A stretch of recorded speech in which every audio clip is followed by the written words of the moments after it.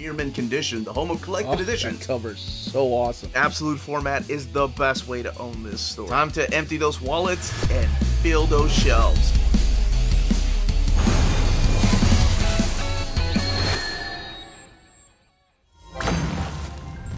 How's it going, all you minties? Uncanny Omar here from Near Mint Condition, the home of collected editions.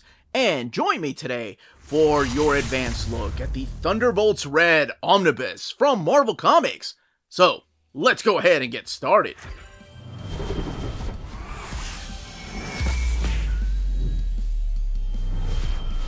And welcome back, everybody. Now, before getting started, I do want to thank David Gabriel and the fine folks at Marvel for sending us an advanced copy of this omnibus. This omnibus is due out in the direct market and book market on February 13th or 14th, depending on where you get your books. Ironically enough, Thunderbolts Red around the time of Valentine's Day.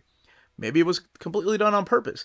Speaking of direct market and book market, what we're looking at here is the direct market cover. On the left-hand side is your standard edition cover, and that one is applied by Phil Noto. The one on the right, the direct market, is only available at places like cheapgraphicnovels.com, waltzcomicshop.com, bdcosmos.com, comicsbugle.com, readcomics.com, dyingbreedcollectors.com, organicpricebooks.com, InStock Trades, Tales of Wonder, DCBS, or your local comic book store. While the one on the left-hand side, like I mentioned, is everywhere, including Amazon or even Walmart. But everything else underneath the dust jacket is the same. So let's shift the focus back to this. So here we have Thunderbolts Red cover featuring Hulk, or Red Hulk, rather, Elektra, Venom, Punisher, and Deadpool. And the spine, Marvel Omnibus, Thunderbolts Red, and Agent Venom down there. And then the target symbol seems to be the pattern that's everywhere, including the back of the book. Parental advisory. That's mainly due to the violence. Now, this has been collected before in a series of 5 trade paperbacks. It's the Marvel Now era of trade paperbacks. These are all out of print, and now they can all be found here in this particular omnibus. Now, let's look underneath the dust jacket. Here's your flaps. Talking about the creators and a little bit about Blood and Thunder. So something you probably notice is that the omnibus itself is called Thunderbolts Red, while these are just Thunderbolts. There's no Thunderbolts Red, even though, I mean, red is all over the color, that is. So we do have, again, the target symbol, the Thunderbolts Red, with bullet holes, pattern all around. Okay.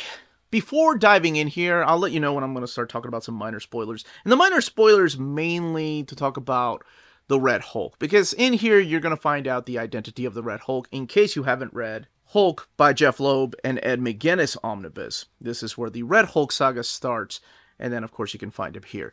Now, actually, let's put the dust jacket back on and put it where it belongs on the Thunderbolts reading order if you have them in omnibus format, right here, right after the Luke Cage era. And if you want to follow the adventures of the Thunderbolts, these aren't available in omnibus format, but these are the 3 trades right here that take place after Thunderbolts Red. There's no high road, no going back, and back on target. All right, let's go ahead and crack this book open. Again, I'll let you know when I'm about to talk about Red Hulk. All right. Let's go ahead and crack this omnibus open. We have some black end sheets. Thunderbolts Red. And here are your credits. Daniel Way, Charles Soule, Ben Ackler. And who the artist is for each of the particular storylines collected through here. You have Steve Dillon, of course, kicking it off. Phil Noto coming in as the artist. Mateo Loli, Jeff DePaulo, and Jorge Fornes, and Gerardo Sandoval, and Paco Diaz doing a lot of the artwork here. But also Carlos Barberi doing some of the art. Kim Jacinto as well. All right, what is collected in here? And then we'll talk a little bit about Red Hulk. So collected in here is Thunderbolts 1 through 32. This is the relaunch of Thunderbolts issues 1 through 32 in 2012, as well as the annual number 1. So in this particular era, Marvel had restarted and relaunched the Marvel comics. You know, you had Thor #1. A lot of them were renumbered to #1. And they wanted to start over fresh, so this really has no ties to the previous volume, which if you saw my reading order, or if you just saw where I put it on my bookshelf, it happens right after the Dark Avengers era, the Thunderbolts era, rather, of Jeff Parker's run. And they did. So this is more like, I don't want to say like a Suicide Squad type of story, but more like an X-Force by Colin Yost type of story. Now, the thing about the Red Hulk. So in here, you're going to find out who the Red Hulk is. So again, this is where I'm going to put the spoiler tag. If you haven't read this particular omnibus or trade paperbacks, this is where the Red Hulk saga begins. After the events of World War Hulk, Bruce Banner kind of disappears for a while. And you can find out exactly where he is in the pages of Greg Pak's Hulk. And then Jeff Loeb created a character named the Red Hulk. And as you find out, the Red Hulk is actually Thunderbolt Ross. That's right. He loses the mustache when the gamma radiation kicks in and he becomes the Red Hulk. And in this book, Thunderbolt Ross is recruiting a new team of Thunderbolts that have nothing to do with the previous Thunderbolts. In this book, what he's doing is he's kind of trying to right the wrongs of his past, the things that he has done. And he's met some of these characters before. As a matter of fact, it's found in this omnibus right here, in a storyline called Eyewitness. Now, some of these characters will end up joining him, you know, like Deadpool, and as I mentioned, Punisher and Elektra, because they have a red theme to them. He is recruiting them to be kind of like a Black Ops team. And what I meant by trying to do right by all of the wrongs of his past is he's trying to make amends with the things that he did, such as destroying small countries. Because in the pursuit of destroying the Hulk, he has gone way out of his way to just accidentally kill innocent people or bystanders. And this has happened over the last few years, that he's come to the realization that, okay, I am now in control of this beast. I now have that power that the Hulk does, and I understand that there are things I need to do that make amends for my past. So in here, you see him recruiting the Punisher. Like, the way he recruits the Punisher is really interesting. The Punisher's, of course, being gunned down by a bunch of people. And he's like, I can take them all out. And Thunderbolts Ross is like, yeah, of course you can, but you don't have the firepower. Meanwhile, he recruits Deadpool, telling him that he's been keeping an eye on him for years. He recruits Agent Venom, and it's very important to note that this Agent Venom is a little bit different than the Venom that you've read about in the 90s or in Donny Cates' run of Venom, or the current Venom series. This is a different Venom. It's a different person inside the symbiote. You can find out who that is by either reading the Agent Venom Epic Collections, hopefully one day an omnibus, or reading this, because this will spoil who that is under there. He recruits Elektra, and he's making him promises to these people. And the last person that he ends up recruiting is Samuel Stearns. And this is where it gets really interesting, because Samuel Stearns, as you probably know, is the leader.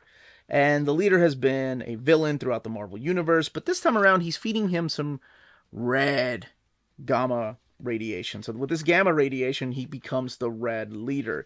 And he needs something from the leader in order to make this mission a success.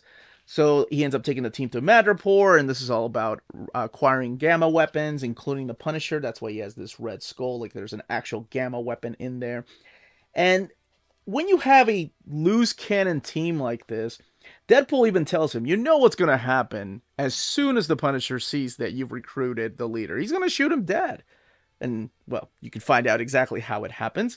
We have some returning characters here, though. Like, the main villain throughout the first story arc is somebody from Peter David's run, and has ties to Samuel Stearns. And you can find out who that is by reading the book, because Way does the first 11 stories, or the first 11 issues in here, and reintroduces us to some of these characters you may not have heard of. Now, there is another team member in the Thunderbolts towards the first half that I haven't said who it is, because I wanted people to be surprised. But I will say you'll get more out of it if you have read Peter David's Hulk run, even though the character gets reintroduced here, and what their powers are, and what exactly they can do, and how they have ties to the Hulk to begin with. And of course, whenever you have a team like this, you're going to have a lot of butting of the heads. The team feels like, hey, we're doing a lot of things for you. You know, we're going to all these small countries and getting rid of a dictator to replace him with another dictator. So how about we make a deal? We do something for Thunderbolt Ross, and then Thunderbolt Ross takes the team and does something for us, and then Ross agrees. So in the second story arc, we get a little bit of that. We have another family reunion through here. The Crimson Dynamo armor shows up. So somebody's taking the Crimson Dynamo armors and refurbishing them. And of course, when you have a team of red characters, Crimson Dynamo makes a good villain. Now, the other thing that starts happening is some of these characters start developing relationships with each other. Particularly the Punisher and Elektra. Because just they feel this connection to each other because they're both killers, but they're not. There's a little. How do I put this? There's so much more than that. They're multi-layered characters because of everything that has happened in the past. So they start getting close, and it doesn't go unnoticed because everybody else on the team realizes, hey, you two are getting awfully close. That's going to affect us in missions. And sure enough, it does. Now, Daniel Way ends up leaving the book, not reading the book. And in between Charles Soule's run and Daniel Way's run, we have the annual #1. And this is when the Thunderbolts Red are hired to go and kill Doctor Strange. Doctor Strange is gone. He's gone rogue, and a bunch of characters show up through here. That will completely take some of you by surprise. And then we get to the Charles Soule era of the Thunderbolts. And we kick it off with an Infinity tie-in. So Infinity was a big event, mainly headed by Jason Aaron in the pages of his Avengers and New Avengers. Now, do you need to have read Infinity to enjoy the story in this particular segment? No, not really. There's an alien invasion is all you need to know. And one of Thanos' Black Order is coming to attack the Thunderbolts, mainly targeting the character of the Red Leader. And this is when the art style changes from realistic, like we have Steve Dillon, if you're used to his artwork in the pages of Preacher, or of course working with Garth Ennis on The Punisher. We go from that to some of the Barberi artwork, to some Paco Diaz artwork that becomes a lot more cartoony, but really setting the tone, or actually, yeah, the art really does set the tone of the book through these. They get kind of ridiculous and over the top, but you can definitely tell a change in tone in the storyline. There are storylines in here with Charles Soule that takes them to Hell because Hell is under new management, and I can't spoil who is in charge of Hell because it will spoil something in the pages of Peter David's X Factor. So you can find out for yourself who is in charge of Hell. By the end of this run, so by the time you get to the last story arc in here, we do have a lot more guest appearances, including the Avengers. But by the time you get here, it's written by Ben Acker and Ben Blacker. They're the two creators of the Thrilling Adventures Hour. But they come in here and finish out the storyline. It's pretty much, again, the Thunderbolts turning on each other.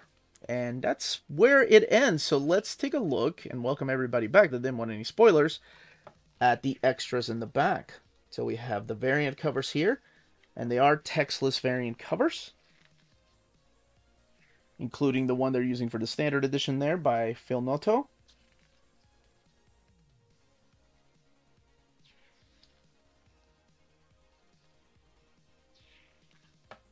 And the Hulkbuster design right there. The cover here by Carlo Barberi.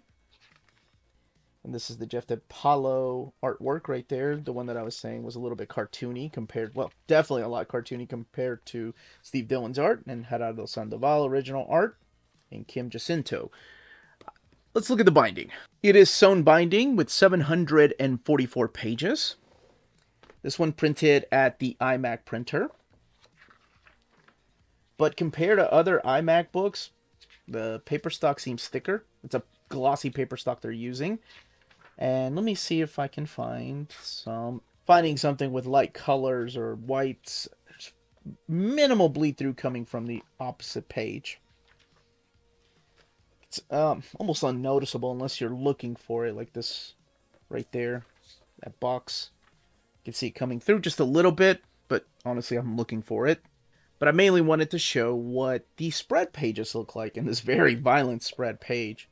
So there is minimal gutter loss, and that's mainly due to the way that the book is bound. But that's it.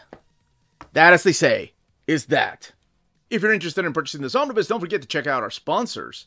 If you're in Europe and you're interested in buying these books, definitely check out Walt's Comic Shop in Berlin, Germany.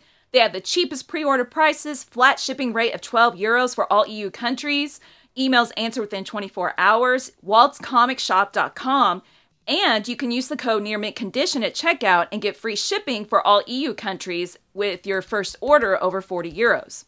That's Walt's Comic Shop, your reliable source for omnis and premium collected editions in Europe. Ding! CheapGraphicNovels.com, your online home for graphic novels and collected editions up to 50% off cover price. They have excellent shipping and prompt and helpful service. Check out their bargain deals for up to 90% off cover price. And don't forget that CGN also takes pre-orders. That way you don't miss out on the hottest releases. And they are currently running a special promotion for you Minties. If you're a first-time customer, after receiving your order confirmation email, reply back to that email and let them know Near Mint Condition sent you their way. They will then apply a free shipping promotional credit to your next order in the US. Cheap Graphic Novels, your source for the hottest books with the kind of deep discount, quality shipping, and customer service that will keep you coming back for more. And that was the content, the page count, and build of this book. Let me know in the comments down below if you plan on picking this up, if you have been collecting the Thunderbolts Omnis, what your favorite era of the Thunderbolts is, if you're going into this completely blind, or if this is your favorite era. If you have any questions, leave them down below, comments down below. Don't forget to smash that like button on the way out. We are on Patreon and Spreadshop. Amazing ways to support the channel. Everyone, stay healthy and safe out there. Much love.